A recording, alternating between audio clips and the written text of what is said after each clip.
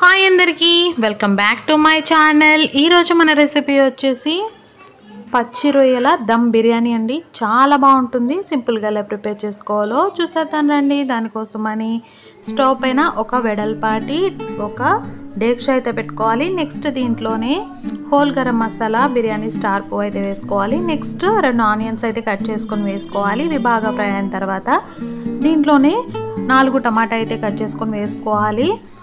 ఇది రొయ్యల బిర్యానీ కాబట్టి టమాటా మాత్రం కంపల్సరీగా వేసుకోవాలి। నెక్స్ట్ ఇదంతా కలిపేసి కొంచెం సాల్ట్ వేసి మూత పెట్టేసేయాలి। ఇవన్నీ బాగా మగ్గిపోవాలి। దీంట్లో నెక్స్ట్ మనము నీట్గా వాష్ చేసి పెట్టుకున్న రొయ్యలు కూడా వేసుకొని అంతా బాగా మిక్స్ చేసుకోవాలి।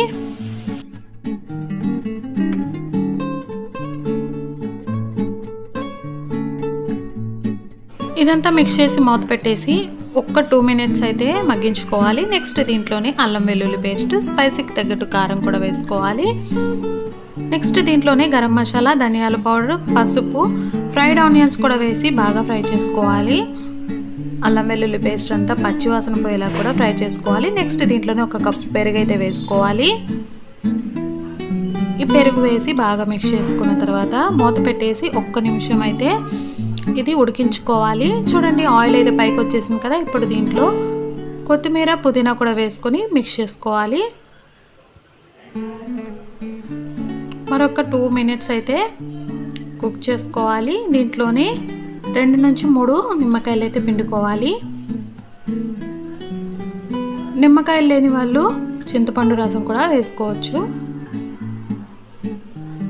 ఇప్పుడు ఇదంతా ఆయిల్ పైకి వచ్చిన తర్వాత ఇదంతా ఒక ప్లేట్లోకి తీసేసుకోవాలి।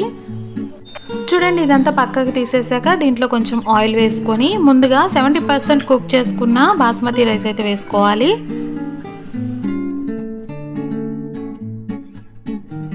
చూడండి రైస్ అయితే లేయర్ లాగా వేసుకున్న తర్వాత దీనిపైన పుదీనా, నెక్స్ట్ ఫ్రైడ్ ఆనియన్స్ అయితే వేసుకోవాలి। నెక్స్ట్ మనం ముందుగా పక్కకి తీసి పెట్టింది కూడా పైన ఇలా స్ప్రెడ్ చేసుకుంటూ వేసుకోవాలి।